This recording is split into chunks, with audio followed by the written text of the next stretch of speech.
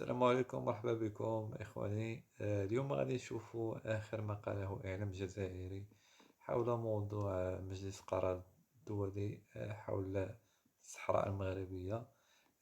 ديروا لنا لايك وما تنساوش التعاليق، الآراء ديالكم، ونتلاقاو في آخر الفيديو.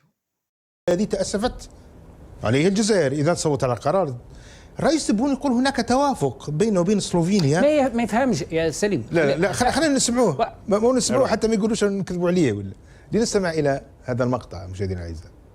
كما أشكر فخامة الرئيس على موقف سلوفينيا فيما يخص ما يجري في الصحراء الغربية. نتمنى حل يرضي الطرفين تحت إشراف الأمم المتحدة وإذا القيام بتنظيم استفتاء من أجل تقرير المصير في هذه الأراضي الصحراء الغربية. فيما يخص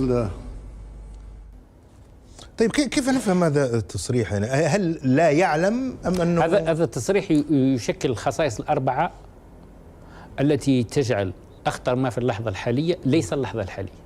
أخطر ما في اللحظة الحالية هو استمرارها، بقاء هذه المجموعة حاكمة. الخصائص الأربعة هي ماذا؟ أولا غياب رؤية. هاد الناس ما همش فاهمين كيف راه يمشي العالم للأسف الشديد. تبون شنقريحة النظام متخلفين على العالم ب60 عام، ما عندهمش المقدرة العقلية لفهم العالم. أول حاجة. النقطة الثانية عدم الكفاءة، وعدم الكفاءة وين يظهر لك؟ في اختيار أدوات التحرك الدبلوماسي. هل أنت تختار أفضل من هو موجود وأفضل وسائل العمل وأفضل وسائل الحضور؟ بالعكس، أنت كل الذين تختارهم فيهم بصفة واحدة، هو عدم كفاءته حتى لا يشعرك بأنك غير كفء. الصفة الوحيدة في كل من يختارونهم من أدوات سياسية هي أنهم رديئين، لا أكثر ولا أقل. النقطة الثالثة، هنالك حالة من التكلس والجمود. هؤلاء مثل شخص يعني ولد حل عينيه، شاف فيل، ومن بعد فقد البصر، ثم بعد ذلك لم يعد قادرا على تخيل العالم. كي يقولوا له السيارة يقول لهم أكبر ولا صغر من الفيل. هم ما زالوا في حسابات متأخرة، قرن وسطية عن العالم.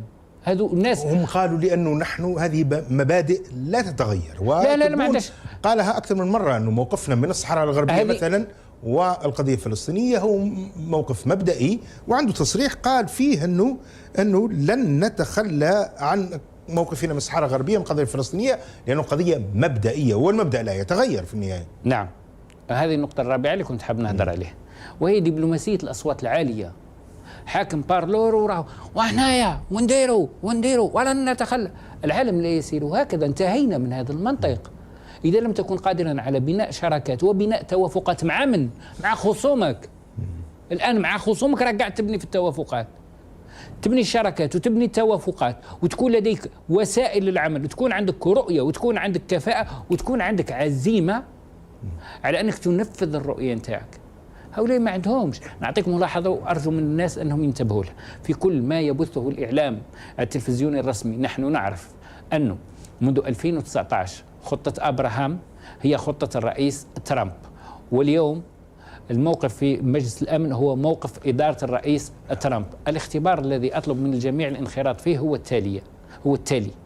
رجاء في القنوات العمومية حاولوا تلقاو في أي مرة أي نقد موجه للرئيس ترامب.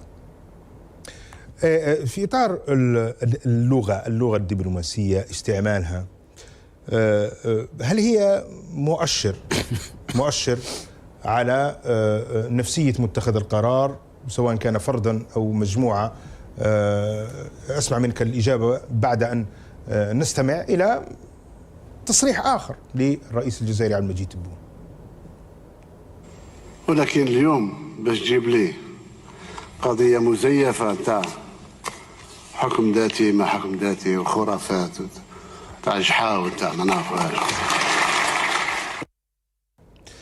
ما رأيك في قضية الخرافات وجحا وما جحا؟ خطاب لرئيس جمهورية في قضية مهمة جدا، أولا تخص شعب وقضية تخص علاقات بينك وبين الجار المغرب، وقضية عندها 50 سنة كانت فيها الجزائر يعني انفولفد، يعني داخل فيها بكل قوتها، يعني لأنه تعتبرها أمن قومي. استعمال هذه المصطلحات هل هي مؤشر معين؟ أولا كاين شيء ذاتي في الموضوع حبيت. السلام عليكم، عدنا من جديد. إذا كما شفنا بزاف ديال الآراء ديال الجزائريين هما مع هاد القضية المغربية، وهما كيرفعوا